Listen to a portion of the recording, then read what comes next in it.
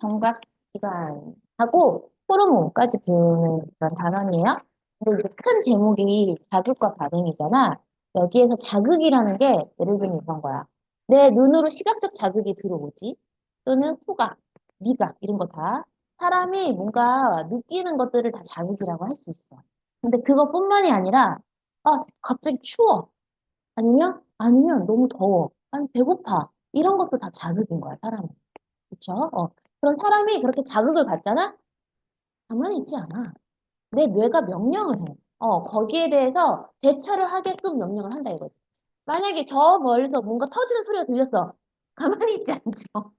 내 뇌가 빠르게 인식을 하고 튀던가 아니면 숨던가 하게 한단 말이야. 그치? 그런 게 이제 자극과 반응이라는 건데 그 메커니즘을 좀 더 정확하게 알려주겠다라는 거야. 자, 그런데 감각기관은 그러면은 내가 오감으로 느끼는 거고요. 저 신경계는 내가 느낀 거를 뇌로 전달시켜주는 어떤 체계거든? 근데 갑자기 호르몬은 왜 나왔을까? 이 호르몬도요, 여러분한테 명령을 일으키는 물질이에요. 여러분 몸에. 내 뇌는 인식하지 못해. 나는 인식하지 못하는데 내 안에 몸이 그냥 알아서 배고프잖아? 호르몬이 막 명령을 탁 신기하죠. 그래서 그거 전반적으로 배워보겠다라는 겁니다. 자, 첫 번째, 감각기관 중에서 제일 중요한 거. 눈이죠, 눈. 그쵸? 눈 얼마나 중요해. 눈이 너무 중요해가지고 눈을 세 번이나 이렇게 보자기로 싸놨어. 그래서 막이 세 개나 있거든요. 그래서 너희들 힘들게 하거든. 네. 어쨌든 근데 이렇게 보면은 더 정신없지 않나요? 그래서 제가 준비한 프린트 보시면서 한번 써보세요. 아시겠죠? 써보시고 너 바로 테스트한다. 알았지? 지금 외워라 지금 들으면서. 네. 자, 첫 번째입니다. 첫 번째 가장 겉에 있는 막은요. 우리가 뭐라고 하냐면은 공막이라고 합니다. 예, 여기 있죠. 공막이라고 하고요. 제가 금요일 날 실제 눈을 가져와요. 소의 눈.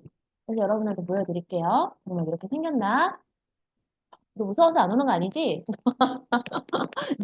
그래서 소의 눈 가지고도 한번 확인해 볼 건데, 우리 공막은요, 하얗게 생겼어. 그냥 하얘. 하얗고요, 공막에 근육들이 붙어 있는데, 근육이 몇 개 정도 붙어 있을 것 같아? 눈에 근육이 몇 개 있을까? 힌트. 동서남북을 봐야 되니까? 맞아, 네 개 있습니다. 근육이 왼쪽, 오른쪽, 위, 아래로 네 개가 붙어 있어요. 네, 그런 곳이 이제 공막이고요. 공막에는 또 뭐가 있냐면 이렇게 끝에 이렇게 뭔가 원기둥 다발 같은 게 있는데 이게 이제 시신경 다발이에요. 그래서 이 시신경을 따라서 뇌로 전달을 해줘요. 신경 다발이 이제 있습니다.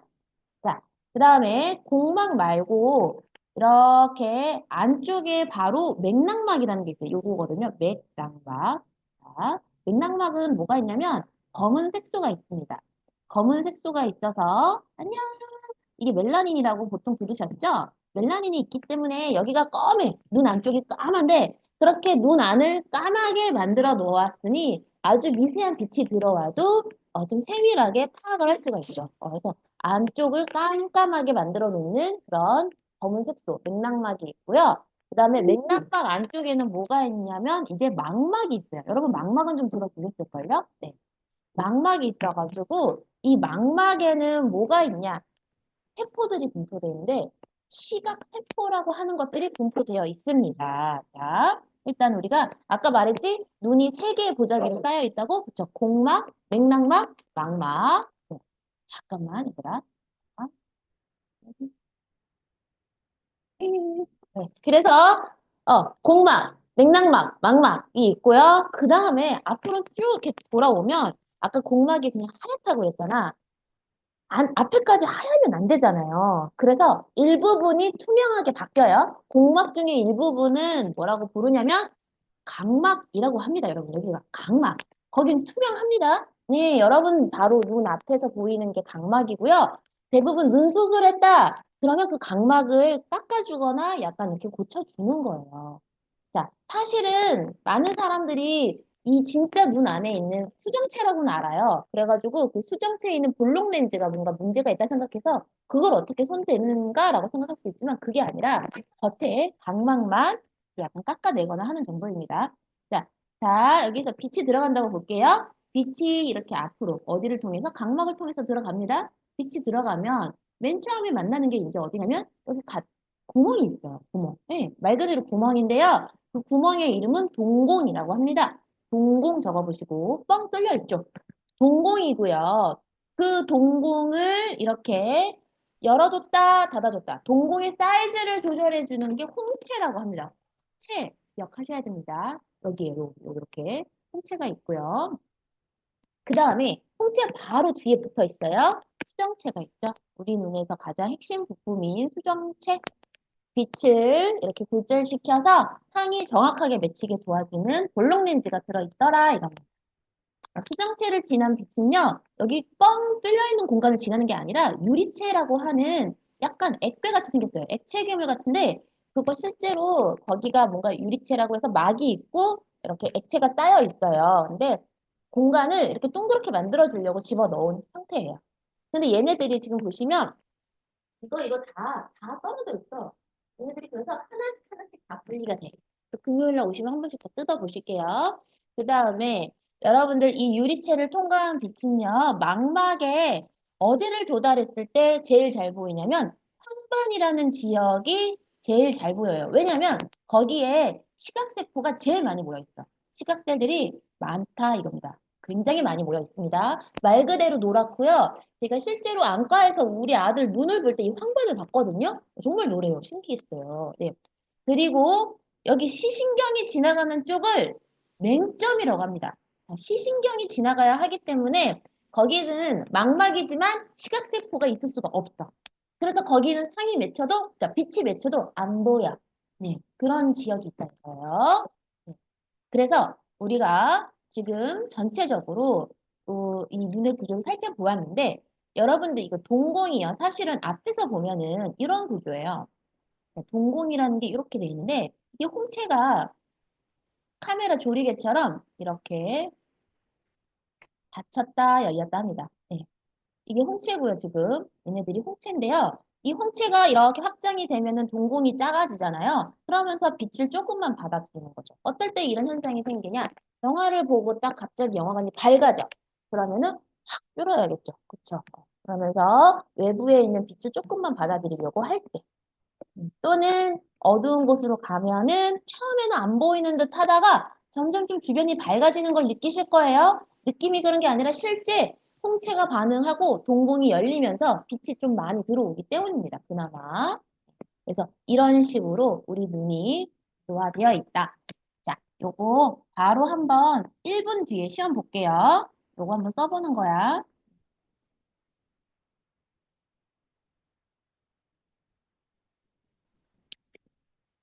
한번 쭉 읽어보시고 네, 바로 요거 용어들 한번 써볼게요. 유리체, 뭐 맹점, 공막, 황반, 망막, 맥락막, 각막, 동공, 홍채, 수정체, 유리체.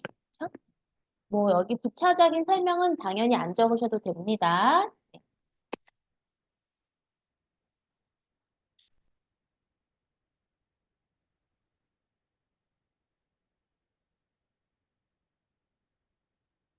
한번 보겠습니다.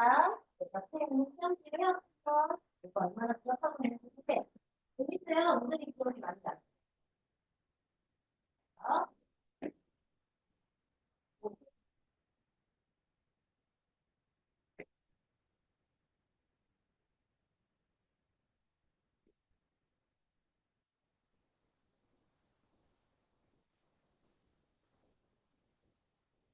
이거는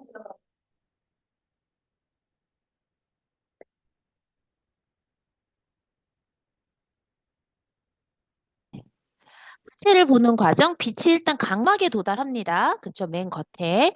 그리고 여러분들 아까 그 수정체 통과하죠? 수정체 통과해서 유리체 지나고 시각세포를 가는 건데 시각세포가 어디 있는지가 중요해요, 여러분. 어디 있다? 망막에 있는 겁니다. 망막에. 시각세포가 뭐 하냐면 빛을 받아들여서 얘네들이 인식을 한 걸 이제 전기 신호로 바꿔요. 전기 신호로 바꿔서 신경을 통해서 뇌한테 전달을 하는데 그거 재밌어. 어떤 물체가 이제 나무를 보는데 그 나무에 반사된 빛이 이 수정체를 통과하잖아? 단 말이야. 뒤집혀 있잖아요. 시각세포에는 분명히 뒤집혀서 맺히거든요. 근데 우리는 바로 선 걸로 인식을 하잖아요. 이유가 뭘까? 이게 수정체가 하나밖에 없기 때문에 한 번만 뒤집혀요. 여기에서 시각세포가 전기 신호로 보낼 때요. 다 뒤집어서 보내, 일일이. 얘네가. 그러니까 이게 눈이 굉장히 피곤할 수밖에 없어. 그쵸? 특히 저렇게 가만히 있는 거, 멀리 있는 거 볼 때는 괜찮거든? 근데 가까이에서 막 움직이는 거 볼 때 눈은 엄청 스트레스 받을 수밖에 없는 게 신호 계속 뒤바꿔서 보내야 되죠. 또 뭐가 움직여야 되냐면 저 수정체가 가만히 있지 않아요. 왜냐면 어, 저 수정체 상태로는 멀리 있는 거는 그냥 볼만한데 가까이 있는 거 보려면 굉장히 동그래져야 돼요. 수정체가. 예. 그래서 확 수축이 돼. 이렇게. 요래 했던 눈이 이렇게 수축이 돼. 엄청 힘든 거야, 눈 자체는. 우린 가만히 핸드폰 보지만 눈은 너무 피곤한 거야. 게다가 뭐도 해야 돼? 동공 조절해야 되거든? 홍채까지 난리가 나. 왜냐면 빛이 막 환했다 어두웠다가 막 반복하니까 홍채가 막 확장했다가 쪼그라들었다가 난리가 난다고. 예. 그래서 가까이 있는 핸드폰을 본다? 혹사. 여러분 눈을 굉장히 혹사시키는 과정이긴 합니다. 그 전기 신호로도 계속 바꿔야 되죠. 그래서 가끔 눈을 쉴 때는 차라리 눈을 감는 것보다는 좀 멀리 있는 걸 봐주시면서 이렇게 수축시켰던 얘를 다시 좀 이렇게 늘어뜨려 줘야 돼요. 너무 힘든 거야, 눈으로서는. 네. 여러분 좀 눈을 너무 혹사시키진 않으셨으면 좋겠고 지금 보면 선무체 이야기를 제가 아까 안 했는데 이 선무체가 수정체 두께를 조절해줘. 그러니까 수정체가 이렇게 동그래지려면 선무체가 얘를 이렇게 밀면서 선무체 자체도 얘도 수축해야 되거든요. 그래서 여기 보시면은요. 선무체가 수축이 되면서 수정체가 두꺼워져요. 두꺼워지면서 좀 가까운 거를 볼 수 있게 만들어줘. 예. 그다음에 다시 이완되면서 수정체 얇고 먼 곳 볼 수 있게 만들어주고. 오케이. 주변이 좀 밝다. 얘를 홍채 확장시켜주고 동공 축소시켜주고. 네. 굉장히 복잡한 상황이 벌어지죠. 네, 우리가 뭔가를 볼 때 눈은 정말 바쁘고 있다. 자, 그 다음에는 여기 피부 감각하기 전에 귀 이야기를 좀 먼저 해볼게요. 귀는요, 이렇게 전체적으로 어떤 귓바퀴와 여기 웨이도 그리고 여기 안에 구조들이 있는데 이것도 여러분들 프린터로 한번 확인해 보겠습니다. 프린트로. 자, 맨 처음에 소리를 모아주는 장소입니다. 귓바퀴라고 합니다. 한번 써보시면서 용어를 기억해 보세요. 이 귓바퀴를 지나면 바로 여러분들 귀라는 거는 이제 소리를 모은다. 이게 무슨 소리야? 어느 다른 곳에서 소리 때문에 발생된 공기가 이제 진동하는 공기가 들어온다는 얘기예요. 그쵸? 공기의 진동이 나한테 오는 거죠. 그러니까 공기의 진동이 웨이도를 통해서 들어옵니다. 이게 웨이도예요. 자, 귀 바깥 길이다. 바깥쪽에 귀가 있는 길. 그러면 웨이도에서 지나서 바로 만나는 관문이 여기 기역 미음이 뭐냐면 여러분 아실 거예요. 고막이라고 합니다. 고막이 얇은데 이 얇은 고막을 막 떨리게 하죠. 근데 그 얇은 고막이 조금 미세하게 떨리니까 그때 소리를 좀 증폭시켜 줘야 돼. 네, 진동수를 확 키워줘야 되는데 그거를 해주는 게 이 귀 속 뼈예요. 여러분들 보통 물체가 어떤 귀를 이렇게 책상에 대고 들으면 책상 소리가 엄청 크게 들리거든요. 고체는 소리를 더 잘 전달시켜요. 증폭도 시키고. 그래서 이 귀 속 뼈가 우리 몸에서 가장 제일 작은 뼈이자 소리를 증폭시켜주는 뼈예요. 자세하게 좀 구조를 보여주자면 여기 약간 이런 뼈가 고막과 연결돼 있어요. 근데 이 귀 속 뼈하고 바로 달팽이 모양의 관입니다. 소위 달팽이 관이죠. 네, 그 달팽이 관으로 갑니다. 이제 소리가. 달팽이 관에 뭐가 있기 때문에 가느냐? 거기에 바로 그거 있습니다. 청각 세포다. 망막에서 이렇게 포진돼 있었던 것처럼 우리 귀에도 청각 세포가 달팽이 관에 쫙 포진돼 있어. 이를테면 이 달팽이 관이 이렇게 둥글게 있으면 이렇게 이런 게 이렇게 이렇게 선모처럼 이렇게 있대요. 그래서 흔들리면서 진동을 느끼는 거야. 자, 그럼 여기까지 온 공기의 진동은 이제 청각 세포가 다시 전기 신호로 바꿔. 이때도. 전기 신호로 바꿔가지고 여기 청각 신경을 통해서 뇌로 전달됩니다. 청각 신경이 가고 있는 거예요. 달팽이관에 또 바로 붙어 있어요. 네, 이렇게 되는 거야.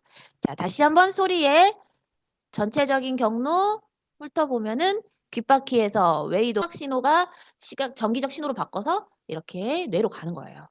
가는데 중간에 얘기 안 한 것들이 많잖아요. 쟤네들은 사실 소리랑 관련이 없는 기관이에요. 그 귀 속에는 소리랑 상관이 없는 애들이 꽤 있어. 예. 자, 그거 한번 알아보겠습니다. 첫 번째는요, 반고리관이라고 합니다. 어떤 친구예요? 여기 이 친구예요.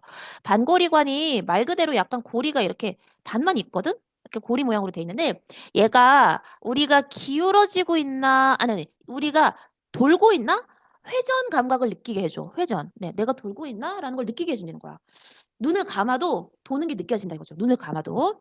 그리고 그 바로 아래, 반고리관 아래, 요 부분이라고 할까? 요 아랫부분, 요쪽 정도가 전정기관이라고 있어요. 전정기관. 이 전정기관은 평형 감각을 느끼게 해주는데, 이게 무슨 소리냐면, 이게 기울어지고 있나? 내가 몸이 기우나를 느끼게 해준대. 그래서 내가 기우는 걸 느끼면 뭐 해야 돼? 바로 무게중심을 내가 딱 잡아서 내 몸을 세우려고 해야 될 거 아니야. 기우는데도 그냥 가만히 있다가는 꽈당하면서 우리 죽죠. 그쵸? 네, 이런 것들이 굉장히 우리가 삶을 유지해야 되는데 되게 중요하고. 그 다음에는 이거는 뭐냐면, 자, 귀 인두관이라고 합니다. 여러분들, 우리가 그런 거 많이 느낄 때 있죠? 엘리베이터 타고 급속도로 올라가면 귀가 먹먹하거든요? 이렇게 높은 곳을 가면 압력 차이가 생겨요. 요 주변보다도 그쪽은 압력이 낮아. 왜냐면 공기가 별로 없거든? 그러다 보면 고막이 어떻게 되느냐? 외부 압력이 낮으니까 고막이 팽창합니다. 이렇게 팽팽해집니다. 네, 이렇게 팽팽해져요. 그래서 멍멍함을 느껴요. 근데 그거 그대로 두면 어떻게 될까요? 고막 이게 팽팽해지고 있는데 냅두면 이제 고막 터져. 파열. 그래서 가끔 수영장 깊은데 이렇게 스노클링 같은 거 한다고 그래야 되나? 갑자기 들어가면 고막 파열됩니다. 네. 그래서 그런 것들을 조절해 주는 게 귀 인두관이에요. 이렇게 침 꼴깍 삼키면 여기가 약간 멍멍한 게 없어지잖아요. 그러니까 압력 조절이 된 거예요. 이게 귀 인두관이 귀에서부터 목구멍으로 연결이 돼요. 처음에는 닫혀 있지만 내가 이렇게 침을 삼키면서 여기가 열려. 이런 게 귀 속에 다 있었더라. 네. 그래서 귓바퀴 외이도, 고막, 귀인두관, 달팽이관까지는 이제 소리 관련, 그 다음에 방고리관, 전정기관 이런 것들은 소리랑 관련 없지만 귀에서 중요한 역할을 하고 있었습니다. 여러분들 바로 한번 또 시험 볼게요. 네, 외워보세요.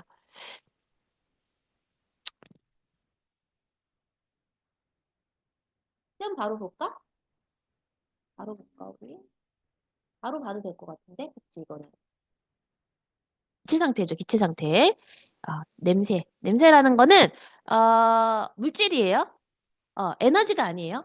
이 세상에는 물질과 에너지로 나눠질 수 있죠? 근데 눈에 보이지 않지만 물질입니다. 네. 물질인데 이제 기체 상태의 화학 물질인 거죠. 자, 그게 들어오면은 어디로 간다? 후각세포로 가야 되는데 이때 이 후각세포들이 있는 장소. 아까 봐봐. 시각세포가 있는 장소는 망막. 청각세포 있는 장소는 어디였죠? 달팽이관. 그리고 후각세포가 있는 장소는 여기 바로 후각상피에 있다. 후각상피라고 하는 장소에 있다. 후각상피는 그럼 어디냐? 그냥 여기 겉에 있는 피부라는 거예요. 여기 코 속에서 여기 겉쪽에 있는 피부. 자, 그래서 그 후각세포에서 후각신경으로 가가지고 뇌에서 이제 그것을 판단하게 되는데 코의 특징, 굉장히 민감한 녀석이야. 근데 재미있는 건 또 금방 피곤해져. 이게 무슨 소리냐면 우리가 항상 어떤 엘리베이터를 타거나 뭔가 새로운 장소로 딱 갔을 때, 하고 냄새가 다른 걸 굉장히 쉽게 느끼거든요. 근데 순간 그렇게 느끼고 이제는 곧 있으면 거기에 적응이 돼. 적응이 됐다는 건 코가 이제 그거에 대해서 피로해졌다 이거야. 그걸 잘 못 느낀다는 얘기입니다. 네. 그리고 이제 미각세포는 이 우리가 아까 뭐 후각세포, 청각세포 했잖아요. 여기선 특징이 맛세포라고 부르거든요. 미각세포라고 안 부르고. 네, 이게 다 그래요. 맛세포라고 불러요. 근데 이 맛세포가 있는 장소가 이 맛봉오리에 있거든요. 근데 그럼 이 맛봉오리는 또 어디에 있냐? 유두 옆에 있거든요. 자, 그럼 제가 전체적으로 혀를 한번 그려볼게요. 혀가 이렇게 있으면 혀에 이렇게 돌기같이 나와 있는 데가 있어요. 여러분들도 느끼실걸요? 그게 유두인데 유두 위에가 아니라 옆에 이렇게 그 파인 곳이 있다 이거 이렇게 샘처럼 글로 액체 상태 물질이 들어갈 수 있겠지? 거기가 맛봉오리들이 모여 있다 이거야. 유두 위쪽이 아니라 아래쪽에. 그래서 그 맛봉오리들 속에 이 맛세포가 있어서 액체 상태의 물질이 이렇게 들어가면 스며들면서 느끼는 거죠, 맛을. 자, 근데 여기에서 기억해야 될 거는 우리가 보통 감각적으로 느끼는 맛은 5가지가 있어요. 여러분들 단맛, 짠맛, 신쓴 감칠맛까지가 우리가 느끼는 맛이에요. 자, 감칠맛은 여러분 그냥 고소하다 뭐 그렇게 뭔가 그런 것을 느끼는 건데 이때 또 맛은 미각과 후각을 종합적으로 판단하는 것입니다. 네, 그렇기 때문에 코가 막히면 맛이 제대로 안 느껴져요. 근데 어쨌든 지금 여기에서 근데 여러분들이 좋아하는 게 또 빠졌죠. 매운맛 같은 거, 그쵸? 이건 뭐다? 이게 사실 미각이 아닙니다. 이거는 통각이라고 해요. 그리고 떫은 맛이 있거든요. 떫은 맛은요, 미각이 아닙니다. 이제부터 우리가 이 피부 감각, 통각, 악각에 대해서 또 이야기할 거거든요. 네, 얘는 미각이 아니야. 매워서 매워. 이거는 맛을 느낀 게 아니라 아픈 거야 지금. 그 아픈 거예요, 혀가. 알겠죠? 네. 자, 그러면 이제 글로 가볼게요. 우리 피부에 있는 감각. 자, 이 피부 감각은 여러분들 여기에도 5가지가 있어요. 그리고 요 순서가 중요해. 왜냐면 순서대로 감각이 많아. 우리 몸에 제일 많은 감각은 통점이야. 이게 당연한 게 내가 통점을 잘 못 느끼면 내가 아픈 걸 못 느끼면은 이 사람이 뭔가 뭐 그 어떤 대처를 잘 못하겠죠. 그러니까 아픔을 느낀다는 건 굉장히 나한테 유리한 건데 통점이 제일 많고 그다음에 뭔가 눌리는 압점, 촉점, 뭔가 냉온, 추운 걸 먼저 잘 느낍니다. 아까 그랬죠? 매운맛이라고 이게 매운맛, 이게 떫은 맛이었죠. 네. 근데 이 통점이 얘네들 같은 경우는 어떤 뭔가 세포에서 느끼는 게 아니라 피부 감각 세포라는 게 있지 않고요. 그냥 감각점이에요. 감각점. 그러니까 좀 단순하다 이거죠? 감각점이라고 합니다. 아까는 뭐 청각세포, 시각세포 이랬잖아요. 이건 그냥 감각점이에요. 근데 어쨌든 이 감각점도 신경을 통해서 뇌로 신호를 보냅니다. 이해되시죠? 그리고 이 점들이 굉장히 많이 모여 있는 곳이 있고 이 몸의 분포에 따라 다 달라요. 그리고 사람에 따라서 감각점이 좀 약간 피부 겉으로 나와 있는 사람이 있고 속에 있는 사람이 있어. 그러면 그 겉에 있는 걸 느끼면 그만큼 더 막 예민하게 느끼겠죠. 그쵸? 다른 사람들보다. 네. 그래서 사람마다 약간 느낌이 상대적이다. and 이 냉점 온점은 상대적인 온도인데요. 내가 왼손은 15도에 넣었다가 오른손은 이렇게 35도에 넣었었다고 쳐봐요. 온도를 다르게 했다가 같은 온도에 집어넣죠? 이거 같이 느끼지 않아. 똑같다고 느끼지 않는다 이거야. 왜냐? 상대적인 거야. 내가 추운 곳에 있다가 25도에 들어가면 오 따뜻해 이렇게 느끼고 뜨거운 물에 있다가 넣으면 차가워 이렇게 느낀다는 얘기죠. 두 손이 다르게 느껴요. 그래서 상대적인 온도 변화를 갖는다. 요거 지금 요 실험도 한번 같이 보셔야 되는데 이쑤시개 실험이라고 유명한 실험이 있어요. 네, 이쑤시개 실험이라고 133페이지에 감각점 분포 조사가 있는데 이게 뭐냐면 이쑤시개를 2mm, 4mm, 6mm, 8mm로 저렇게 꼽아도 그래 놓고 찔러봐. 친구를 찌를까? 그냥 네. 자, 막 찔러 보면은 재밌는 게 손바닥하고 손가락 끝하고 손등이 다 다르게 느껴요. 이게 무슨 소리냐면은 이쑤시개가 이게 최소 하나다, 두 개다라고 느끼는 거리가 다르다는 거야. 그러면 손가락 끝은요, 2mm짜리가 와도요, 이게 두 개로 느껴져요. 손가락 끝은. 근데 손등은 이걸 하나로밖에 못 느껴. 자, 그 말은 무슨 소리냐면 이 손등에 감각점이 그만큼 없다 이거야. 잘 봐. 감각점이 이렇게 떨어져 있어. 이렇게. 2mm짜리가 왔어. 자, 이렇게 해가지고 얘를 눌렀어. 요거밖에 없잖아. 느끼는 감각점 요거 하나밖에 못 건들잖아. 그쵸? 그래서 못 느껴. 못 느끼는 거야. 자, 이 말은 즉슨 감각점은 우리 몸에서 모두 분포하는 정도가 골고루 있지 않아. 알겠죠? 가끔 객관식에서 골고루 있다 이러고 이렇게 써놓는 게 있는데 골고루 있지 않습니다. 골고루 고르게 분포하는 것이 아닙니다. 네, 알겠죠? 네. 자, 그리고 여러분들이 지금 감각기간은 얼추 끝났어요. 그래서 감각기간은 끝났고 이제 거기 갈 건데 문제를 좀 풀어볼까요? 여기 먼저 이야기를 좀 할게요. 요거. 여러분들 지금 몇 페이지냐면 135페이지입니다. 환하게 불이 켜진 방에 있다가 불을 꺼. 자, 불을 껐어. 그러면 내 눈에서는 어떤 변화가 있다? 어두워지잖아요. 일단 사람은 인식이 어두워지면은 빛을 더 받아들여야 돼라고 생각을 한다 이거지. 그러니까 동공이 커져야 되거든요. 그러면 동공 작아진다 아니죠? 홍채가 수축한다가 맞죠. 그렇죠? 홍채가 수축한다 수축이 돼서 동공을 확장시켜 주는 거예요. 네. 산모체나 수정체는 상관이 없습니다. 자, 그 다음에 유제 2번. 버스가 점점 나한테 가까워지는 것을 보고 있어. 점점 가까워지네. 그럼 내 눈은 가까워지는 그 물체를 잘 인식하려고 수정체가 변해요. 자, 어떻게 변하냐면 아까 그랬죠. 가까운 거를 보려면 수정체가 동그랗게 수축이 돼야 된다고. 그쵸? 그래서 수정체 B가 이렇게 동그래집니다. 자, 그러면 B가 두꺼워진다. 여기 보면은 2번, 4번이 있는데 어떻게 해서 B가 두꺼워질까? A? A는 홍채야. 홍채는 수정체하고 상관이 전혀 없어. 가까이 붙어 있지만 홍채는 공공하고 관련이 있기 때문에 아닙니다. 정답은 4번 C예요. C가 선모체였잖아요. 선모체가 수축하면서 얘를 밀어붙여. 자기도 수축하면서 확 수축하면서 힘을 줘가지고 수정체를 밀어붙이니까 수정체가 이렇게 동그래집니다. 자, 여러분들 마지막 이거는 뭐냐면 우리가 눈이 이상이 생기는 상황이에요.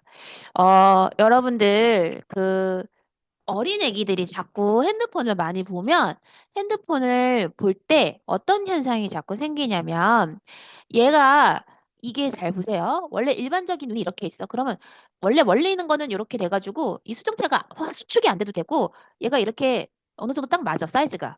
근데 이게 이게요 자꾸 이렇게 동그래지잖아요. 가까이 있는 걸 보면요. 가까이 있는 걸 봐야 되는데 얘가 이렇게 확장이 안 돼 있잖아요. 그럼 이렇게 멀리 맺힐 수밖에 없거든요. 그쵸? 네. 그래서 지금 여러분들 여기 보시면은 눈이요. 어, 이런 경우가 있다 이거야. 이 수정체가 조절을 했음에도 불구하고 얘가 나름 조절을 했는데도 불구하고 얘가 너무 가까이 맺히는 거야. 가까이. 망막에 맺히지 못하고 요 앞에서 맺혀. 근데 얘들아 이게 빛이요. 앞에 여기 중간에서 끊긴다는 게 아니에요. 빛이 거기까지만 간다는 게 아니라 이게 무슨 소리냐면 자, 보세요. 얘가 끊긴다는 게 아니고 빛은 여기까지 가. 여기까지 이렇게 가잖아. 빡에 맺힌 상을 보면 그때 그 상은 흐릿해진다 이거예요.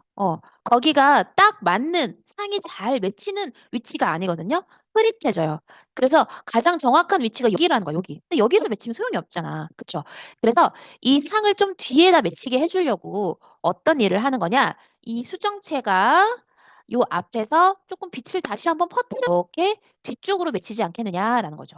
그래서 이 빛을 퍼뜨려 주려고 오목 렌즈를 쓰게 됩니다.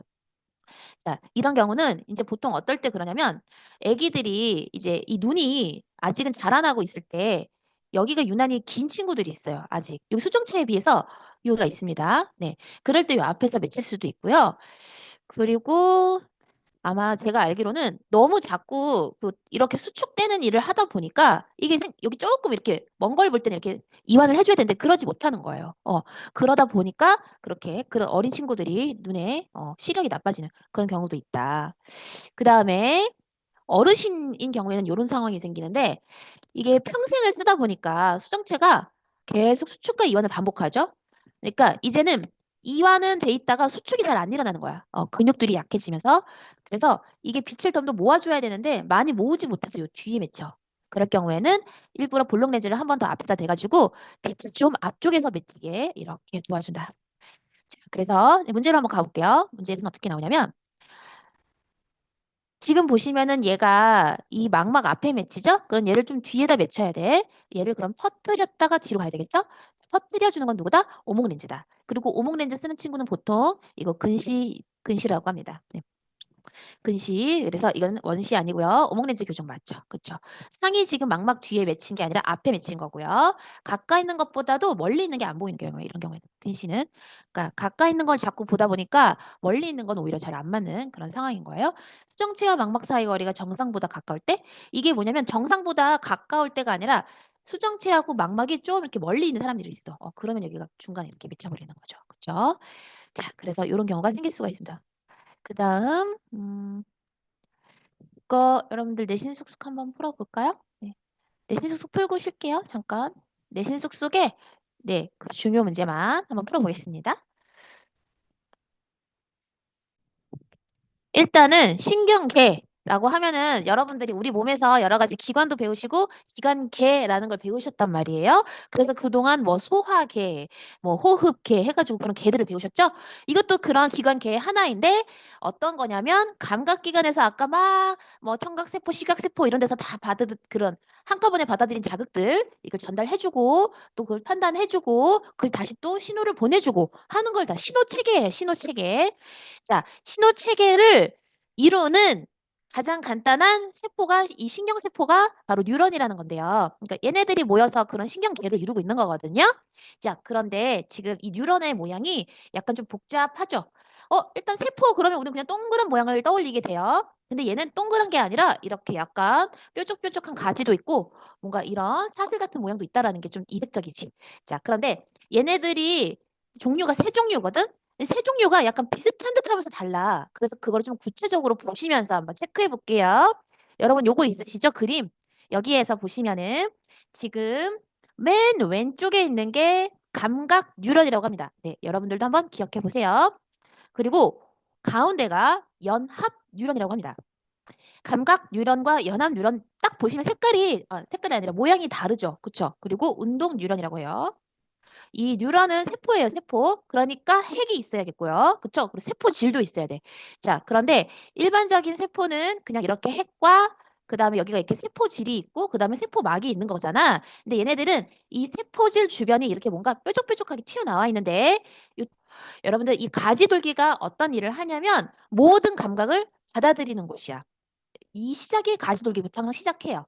그래가지고 여기에 있는 요 핵에 있는 이 어떤 이런 모양 있죠. 별 모양 이런 걸 뭐라고 하냐면 시라고 합니다.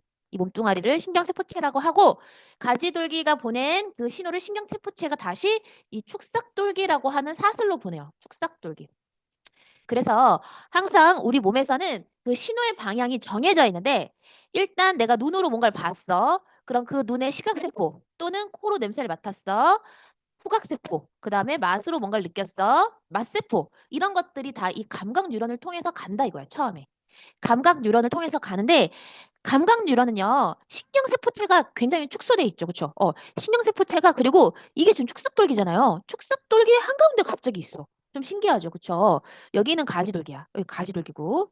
감각 뉴런 같은 경우는 그렇다 이거예요. 가지돌기로 받아들이는데 이 신경세포체가 중간에 있지 않고 축삭돌기가 먼저 좀 있어. 그리고 나서 신경세포체가 있고 그다음에 또 축삭돌기를 통해서 갑니다. 여기 요 축삭돌기 끝에 있는 거는요. 가지돌기라고 하지 않아요. 보세요. 여기 처음 시작할 때만 가지돌기고 요 끝에 있는 거는 그냥 축삭돌기의 일부분인 겁니다. 알겠죠? 예. 자, 그리고 여기 감각 뉴런에서 이제 연합 뉴런으로 가면은 거기에서는 뭔가 판단을 해.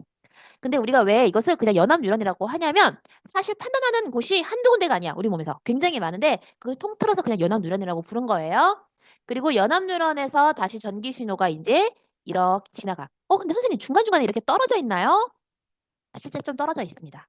예. 근데 이게 여러분들 시냅스라고 하는 구조인데요. 야, 나중에 아시겠지만 떨어져 있어도 거기가 이렇게 통과할 수 있어요. 네. 나중에 뭐 알게 되시면 알게 되실 거고. 자, 그래서 이렇게 살짝살짝 떨어져 있는데 얘네들이 이렇게 신호를 전달해 주고 그다음에 맨 마지막에 운동 뉴런을 통과하면은 여기가 뭐가 있냐면 보통 근육 같은 게 붙어 있어요. 그 근육이 움직이는 거죠. 명령에 따라서 수축을 하든 아니면 이완을 하든 하면서 몸이 움직일 수 있게 도와줍니다. 네. 자, 이게 바로 우리 몸에서 신경 체계다. 네. 근데 이제 우리가 해야 될 것은 뭐냐면 이 연합 뉴런에 대해서 조금 더 구체적으로 배우고 이 중간중간 다른 메커니즘들을 좀 더 배워보도록 할 거예요. 자, 여기 보시면 감각신경이 이 감각 뉴런들로 이루어져 있고 이 연합 뉴런이 이루어져 있는 곳이 중추신경계라고 하는데 이따가 여러분들 제가 전체적으로 다 정리해 드리겠지만 중추신경계는 뇌와 척수를 말하는 곳입니다. 네. 그리고 거기에서 판단을 하고 명령도 내리고 그렇죠? 판단만 하는 게 아니다. 일단 느껴. 자기가 느끼지 여기에서 온 걸 느끼고 판단하고 명령 내리고 세 가지를 다 하는 거예요. 그다음에 운동 뉴런으로 이 운동신경들을 이룬 것 같이 지나가다 보면 어떻게 된다? 명령을 전달해 주는 것이죠. 굉장히 길어요. 네. 굉장히 길고요. 굉장히 긴 그 신경세포 중에 하나는 1m가 넘기도 합니다. 예. 깁니다. 자, 그래서 그중에 먼저 연합뉴런에 해당하는 중추신경계 먼저 이야기해 보도록 하겠다. 자, 아까 제가 얼핏 말씀드렸죠? 뇌와 척수다라고 했습니다. 이 뇌와 척수로 이루어진 중추신경계가 여기 보이시는 대로 나와 있는데 우리가 이것도 한번 실제로 한번 적어 보면서 외워볼게요. 네, 여기로 내려가시면 바로 나오죠. 자, 우리 몸에는 사실 뇌가 더 많아. 뇌가 더 많은데 이거를 그냥 여러분들 선에서 한 5가지만 안내하고 있는 거예요. 가장 중요한 뇌, 되뇌가 있죠. 여기에서 사고도 하고 기억도 하고 여러 가지 판단들도 합니다. 자, 이런 뭐 중요한 내용들은 안 적어주셔도 되고 이름만 기억하시는 거예요, 지금. 자, 걔네 우리 뇌의 가장 많은 부분을 차지하고 있고요. 바로 아래쪽에 여기에 이제 간뇌가 있습니다. 간뇌라고 하는데요. 간뇌는 얼핏 한번 연관이 있어요. 호르몬에서 우리가 막 추위를 느끼거나 막 그럴 때 얘가 이제 작동을 하는 친구입니다. 그다음 간뇌 바로 아래가 누가 있냐면 중간뇌라고 있습니다. 중간뇌. 자, 중간뇌는 요 영역인데요. 이 중간뇌 같은 경우는요. 잘 보면요. 여러분 이게 머리야. 우리 머리 요 위쪽이야. 이런 여기가 얼굴이 되겠죠, 여기. 이렇게 얼굴이 되면서 요 간뇌 위치가 바로 눈과 가까워요, 여러분. 눈.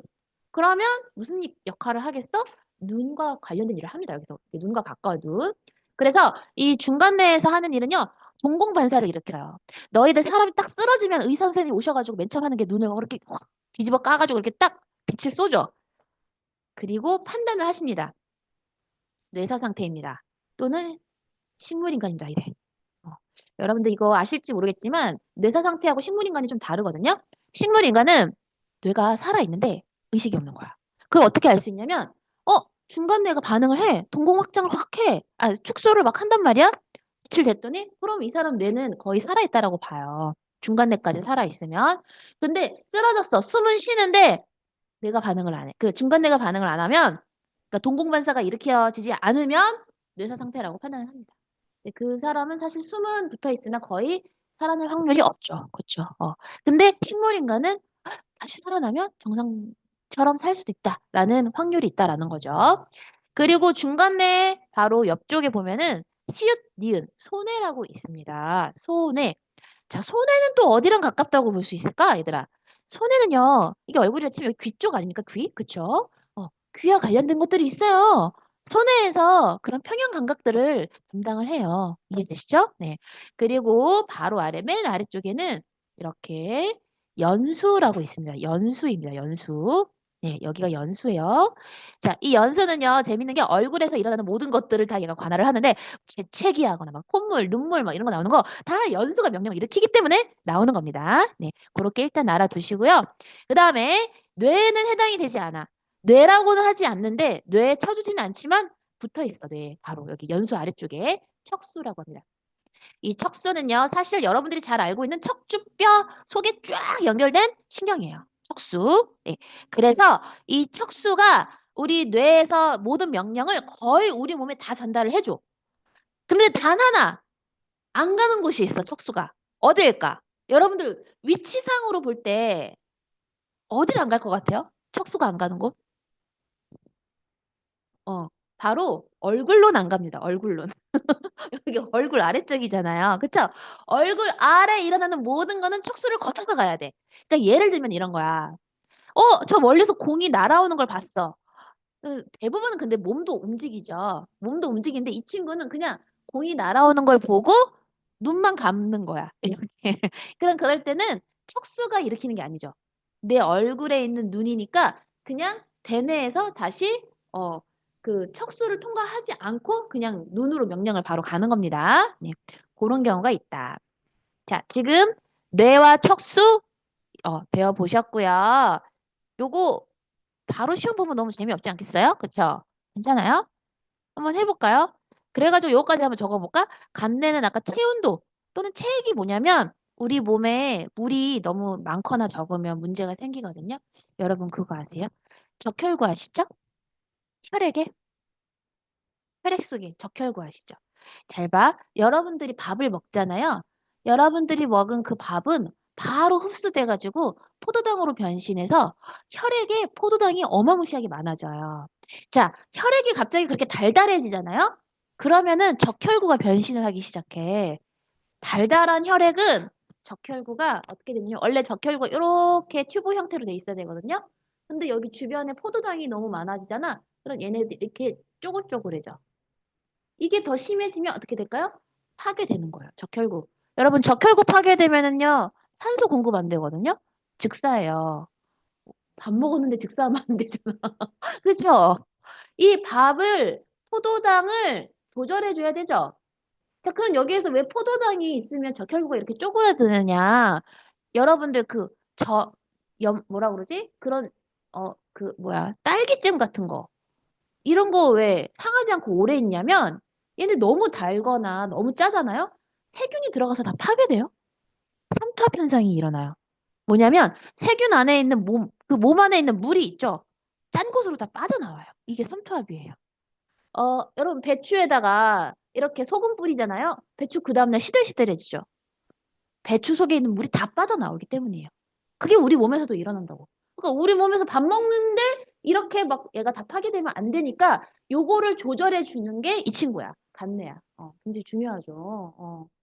그리고 아까 말했지? 자세 유지시켜주고 어떻게? 이게 귀 속에 있는 전정기관이랑 관련이 있잖아. 그치? 그리고 얘는 그냥 보통 신호 전달해주고. 그리고 이따가 배우겠지만 나는 이 의식하지 않지만 얘가 알아서 명령을 할 때가 있어. 어떨 때 그러냐면 뾰족한 거 만질 때 또는 너무 뜨거운 거 만질 때 뜨거워. 뾰족해 막 이런 거 만질 때 얘가 반응을 알아서 합니다. 연수 아까 말했죠? 기침, 재채기, 눈물 이런 것들. 그리고 엔드 플러스 이게 뭐냐면 이따가 바로 아래서 배우실 건데요. 교감신경, 부교감신경이라고 해가지고 내가 위급할 때는 진짜 그 이머전시 상황이라는 걸 얘가 막 알려주는 거야. 이건 위급 상황이야. 그러니까 내 명령을 따라 해가지고 막 위급할 때는요. 갑자기 소화를 막아. 소화를 안 시켜버려 아예. 위급할 때. 그러면서 소화에 쓰이는 에너지를 전부 다 심장박동이나 호흡에 막 보내줘 에너지를. 네, 그런 것들을 합니다. 자, 그리고 여러분들 그 아까 중간에 눈과 관련이 있었다. 그리고 그 뭐죠? 제가 동공반사 이런 거 일어난다라고 했었죠? 네. 그러면 일단 여기까지 해가지고 여기에다가 우리 한번 기억나는 대로 한번 기능들까지 한번 적어볼게요. 여기서부터. 네. 제가 한 또 1분 드릴 테니까 한번 외워보세요. 1분 뒤에 한번 시험 테스트 한번 해볼게요. 외워보자. 기능들도 외워보시면서 운동신경이 두 개로 나뉘어지는데 하나는 교감, 또 하나는 부교이라고 합니다. 죄송합니다. 아니, 그게 아니고요. 죄송해요.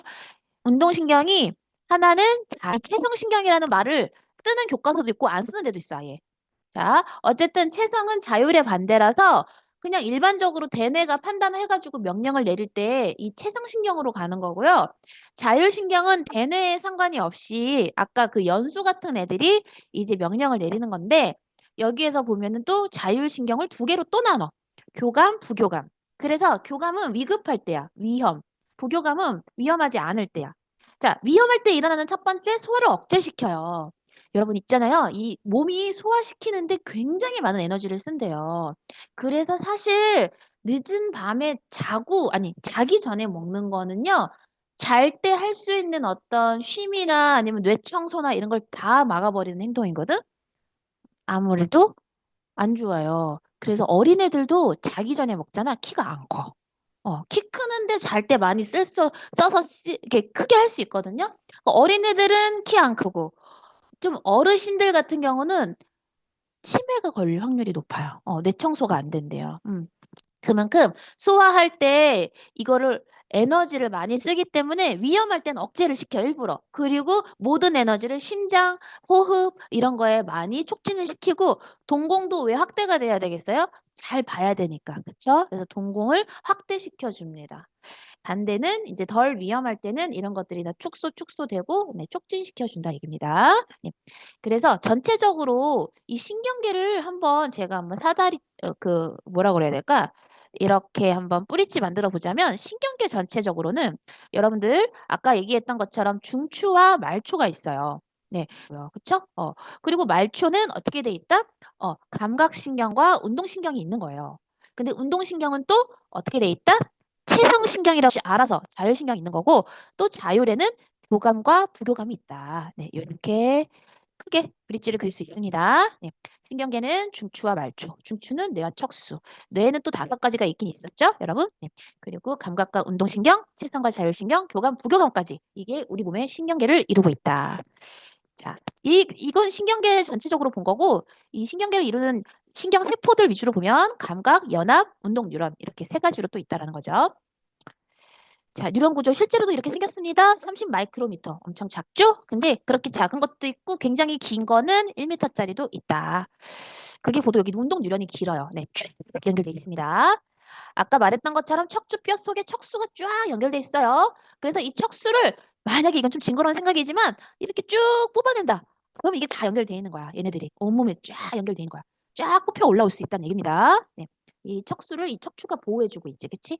그래서 척추뼈가 다치면 척수도 끊어져서 이 척수 자체가 이제 쓸 수 없다. 그러면 마비가 되는 거죠. 마비라는 건 신경이 연결돼 있지 않아서 활동을 못 하는 거죠, 아예. 그쵸? 자, 그러면 여러분들 지금 아까 제가 여기 앞에서는 개념 속속 같은 건 풀진 않았었던 것 같아요. 근데 이번에는 한번 조금 풀어볼까요? 여기 조금 아무래도 좀 복잡하니까 여기 141페이지 한번 음, 풀어보시면서 정리해 볼게요. 근데 그거 왼쪽 보시지 말고 네, 한번 풀어보세요. 141페이지.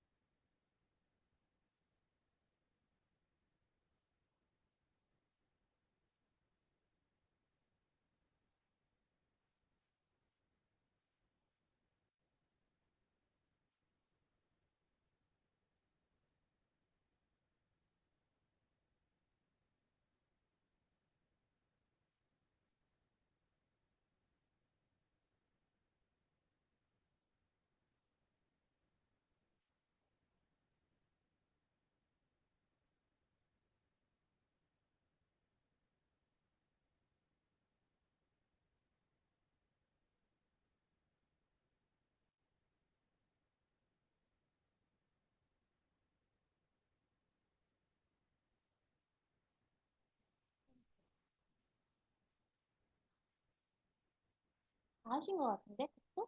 네. 답을 한번 맞춰볼게요.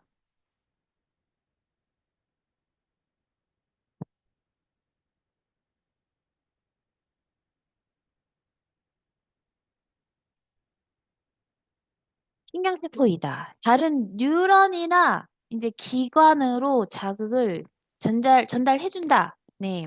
전달해주는 거. 전달해주는 거는 뭐다? 이 축삭돌기입니다. C, 축삭돌기. C가 되겠고요.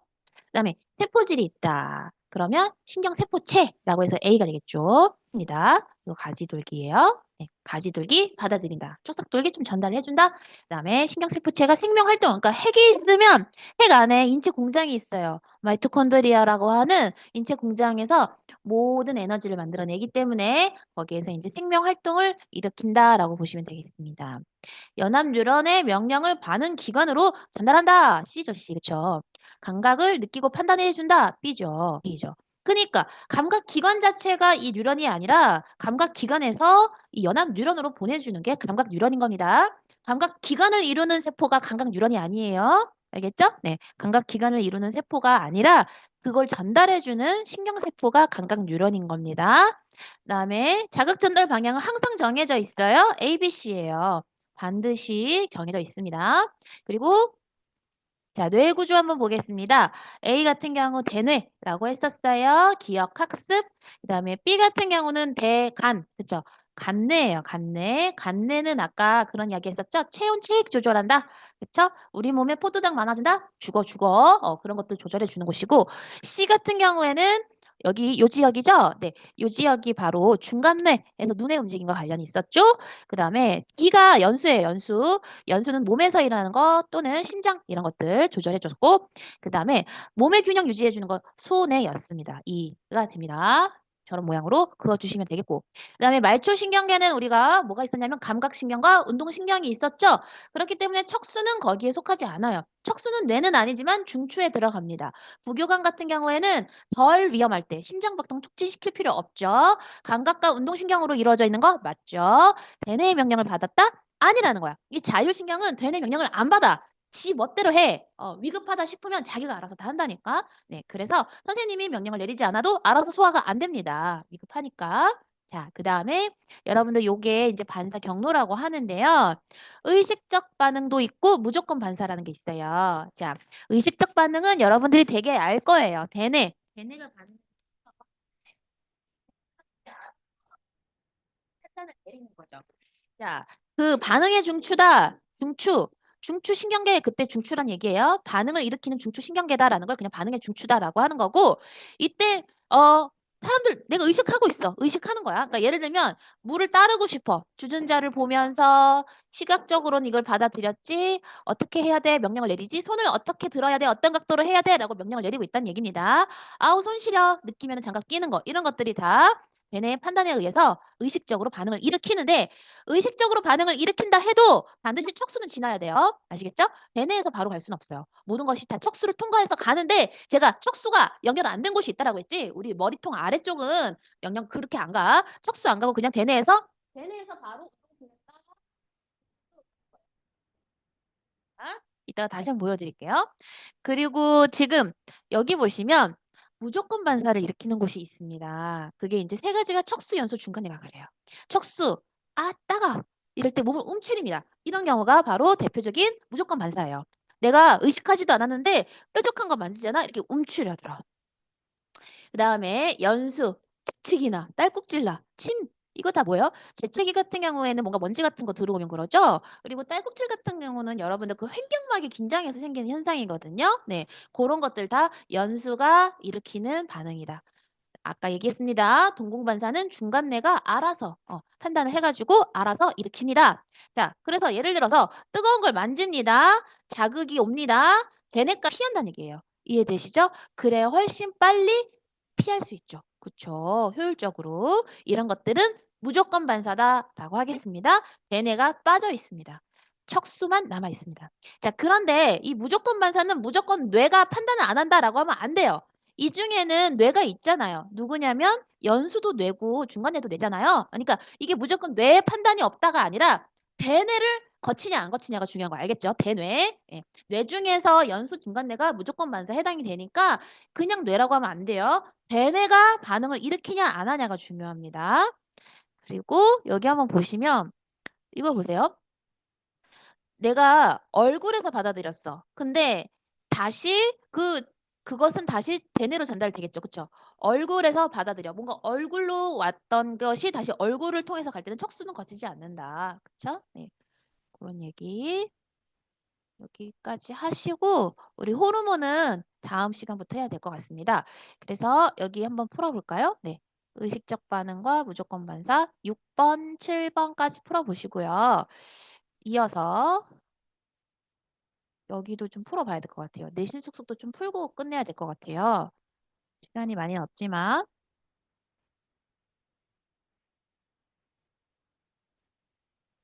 내신 숙속에서는 딱 보시면